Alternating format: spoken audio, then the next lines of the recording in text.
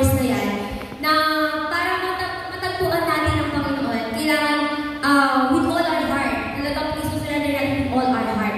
Pero hindi po ibig sabihin niya na hahanapin natin siya physically, kasi hindi naman po natin siya mahahanap ng talagang para bang hahanapin ko siya ng tatago-tago. Hindi po ganun yun. Sabi dito, we can casually try to seek God a little here and there and expect to really find Him.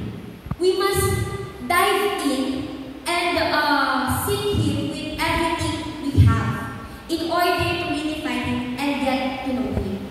Lahat daw po ng meron po tayo, we just need to surrender it all para makita po natin o mahanap po natin ang ating Panginoon.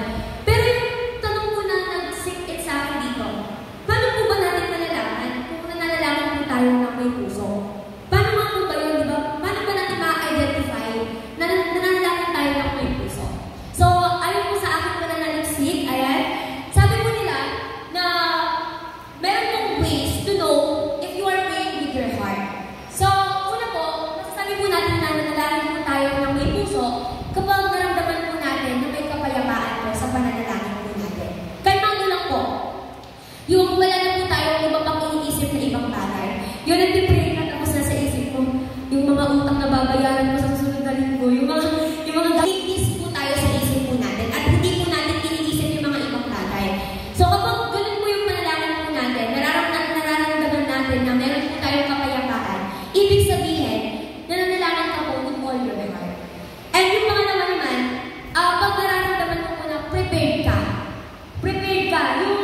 you feel na yung pananalita mo, yung handa ka ng magsalita, handa ka ng magbitaw ng salita ng panalangin para sa Panginoon, at handa ka na rin makinig. Yun daw po yung panalangin ng may puso. Kapag you feel prepared. Kasi may mga pagkakataon po na mananalangin po tayo, pero hindi po natin alam kung saan ano lumalabas sa bibig po natin. Di ba? May mga ganon. Pwedeng kinilig po tayo ng Holy Spirit. And mararamdaman po natin sa sarili po natin. Mararamdaman mo na prepared ka kapag nanalangin ka. At doon mo nga masasabi na you are praying with all your heart. And focusing on the words. Kagaya po ng sabi ko po kanina sa inyo, minsan may mga pagkakataon na nananalangin tayo, hindi po natin alam yung mga lumalabas sa bibig po natin. Pero sabi po dito na we with persistence. Yan. Sabi naman po sa Luke chapter 8, may mga pagkakataon po na marami po tayong hinihingi sa Panginoon. At kapag gusto po natin makuha yun, talagang we pray persistently. Di ba po? Di po tayo titigil. Naalala ko tuloy nung time na ako ay may pinanalangin talaga. Yung kung wala po tayong faith,